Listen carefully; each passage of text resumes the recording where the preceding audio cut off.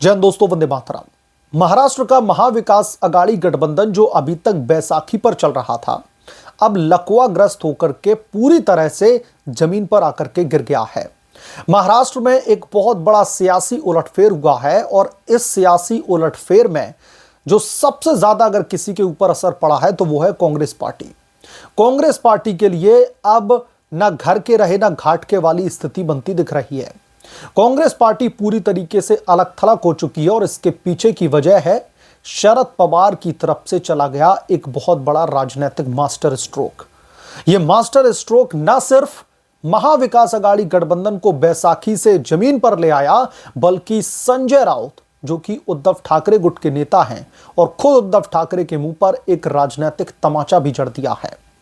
शरद पवार ने अचानक से एक बहुत बड़ा सियासी डिसीजन लेकर के महाराष्ट्र के विपक्ष को शिथिल कर दिया है, महाराष्ट्र की राजनीति में भूचाल ला दिया है। चलिए सीधे मुद्दे पर आता हूं और आप लोग भी इस मामले पर जो भी आपकी राय या फिर ओपिनियन होंगे प्लीज हमें कमेंट सेक्शन में जरूर लिख करके बताइएगा। शरद पवार, उद्धव ठाकरे, कांग्रेस पार्टी पिछले लंबे समय से इस लकवाग्रस्त महाविकास अघाड़ी गठबंधन को ढोने की कोशिश कर रहे थे। कई बार ऐसी खबरें आई कि यह गठबंधन टूटेगा, लेकिन जैसे तैसे बैसाखियों पर यह चल रहा था।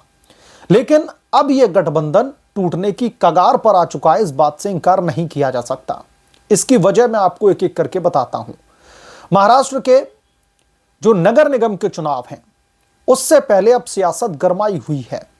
उधर ठाकरे ब्रदर्स यानी कि राज ठाकरे और उद्धव ठाकरे एक साथ आते हैं, उसके बाद में सियासत गरमाती है। और आज अब शरद पवार की तरफ से दोस्तों जो डिसीजन लिया गया, उसने तो महाराष्ट्र की राजनीति को, खास तौर पर विपक्षी खेमे को झकझोर कर रख दिया है।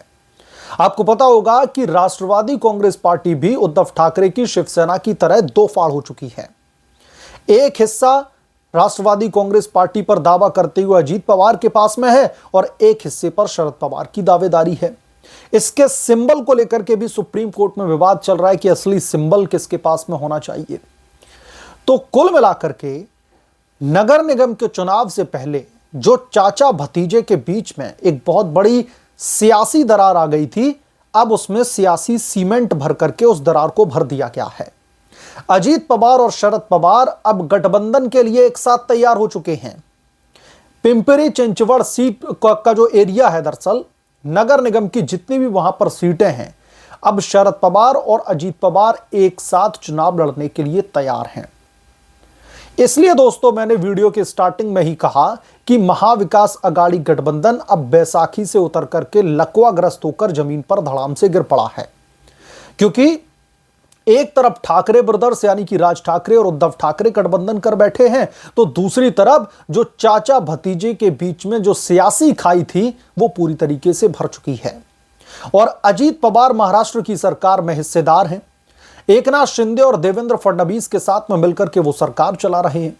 और शरद पवार जो पिछले लंबे समय से अजीत पवार से खफा जो है बताए जा रहे थे, अपने सियासी फायदे के लिए ही सही, लेकिन अब अजीत पवार के साथ में आकर के खड़े हो गए हैं।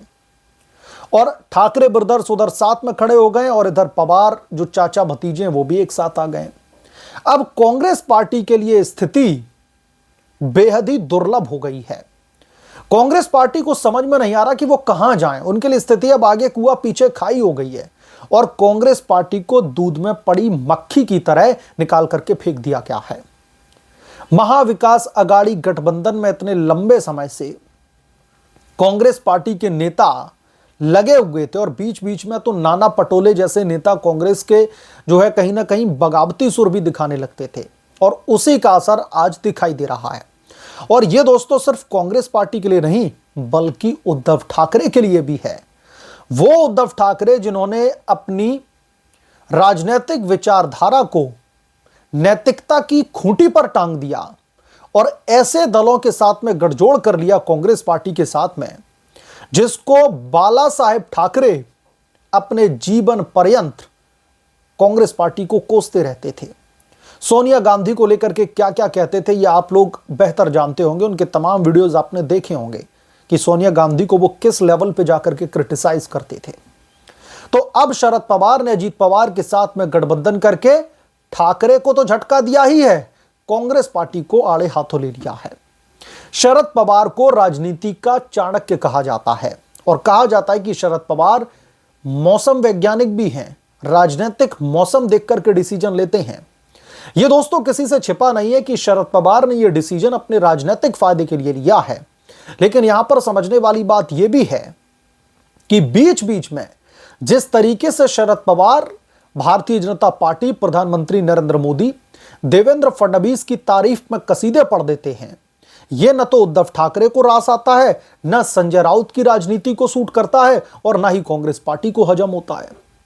जो संजय राउत शरद पवार के लिए वकालत करते फिरते थे, कई बार तो ऐसा लगता था कि संजय राउत उद्धव ठाकरे के प्रवक्ता नहीं, शरद पवार के प्रवक्ता हैं। आज उन्हें भी ठेंगा दिखा दिया है पवार साहब ने। और पवार अजीत पवार के साथ में मिलकर के चाचा भतीजे की जोड़ी अब पिंपरी चिंचवड़ का जो इलाका है वहां पर सारी नगर निगम सीट पर एक साथ लड़ने के लिए सहमति उन्होंने जता ली है। और इसीलिए मैंने कहा कि महाराष्ट्र की राजनीति में एक बहुत बड़ा सियासी उलटफेर ये हो चुका है। और इस पर अभी तक जो महाराष्ट्र में गठबंधन की सरकार के जो हिस्सेदार हैं, चाहे देवेंद्र फडणवीस हो, एकनाथ शिंदे हो, अजीत पवार हो, इन लोगों में बैठ करके अभी तक कोई चर्चा नहीं हुई है कि चाचा भतीजे के बीच में जो पुरानी राजनीतिक खाइयां जो है नगर निगम नामक सीमेंट से भरने की जो कोशिश की जा रही है, उस पर देवेंद्र फडणवीस का क्या टेक है, अभी तक इस पर कोई प्रतिक्रिया नहीं आई है। लेकिन शरद पवार के इस फैसले ने महाराष्ट्र की सियासत को गरमा दिया है। और न सिर्फ गरमा दिया है बल्कि महाविकास अघाड़ी गठबंधन में जो चिंगारी बार बार के उठ रही थी ना, उस चिंगारी को उन्होंने अब शोले में तब्दील कर दिया है। और इसकी आग में अब महाविकास अघाड़ी गठबंधन यानी कि एमवीए झुलस रहा है। एमवीए में अब नाम का गठबंधन बचा है। भाजपा तो पहले ही इसको ठगबंधन बोल चुकी है। कांग्रेस पार्टी की स्थिति बेहद ही दयनीय हो चुकी है। किसी भी राज्य के आप छोटे से छोटे लोकल बॉडी इलेक्शंस की अगर हम बात कर लें तो कांग्रेस पार्टी को कोई चवन्नी भर की इज्जत नहीं देता। रीजनल दल तक भी कांग्रेस पार्टी से किनारा करने लगते हैं, क्योंकि जहां जहां कांग्रेस जाती है वहां पर अपने सहयोगी दलों का वंटा ढार करती है। अभी हाल का ही ताजा उदाहरण आप ले लीजिए बिहार की पॉलिटिक्स का, बिहार के चुनाव का। लालू प्रसाद यादव और उनकी जो आरजेडी का बिहार में वर्चस्व था वो पूरी तरीके से धराशाही कर दिया। राहुल गांधी ने बैक टू बैक रैलियां निकाली, राहुल गांधी ने बहुत सारी कोशिश की, लेकिन वहां पर फायदा पहुंचाने के बजाय लालू यादव को इस गठबंधन का सियासी नुकसान ही उठाना पड़ा। तो इसीलिए शायद कांग्रेस पार्टी को लेकर महाराष्ट्र के जो सियासी दल है वो फूंक फूंक करके कदम उठा रहे हैं। इनका साथ अब एमवीए वालों को रास नहीं आ रहा है।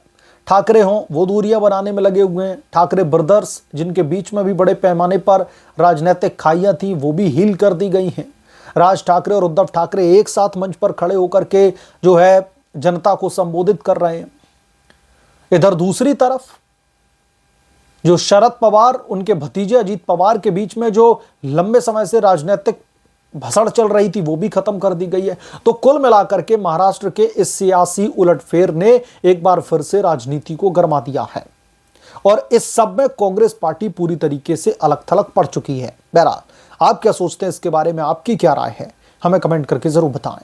जल्द मिलूंगा किस दूसरे बड़े अपडेट के साथ में, तब तक के लिए धन्यवाद। अगर आप लोग चैनल पर नए हैं तो प्लीज चैनल को सब्सक्राइब करें और साइड बने बेल आइकन को जरूर प्रेस करें ताकि जब भी मैं कोई नई रिपोर्ट लेकर के आऊं तो इसकी नोटिफिकेशन सबसे पहले आपको मिले।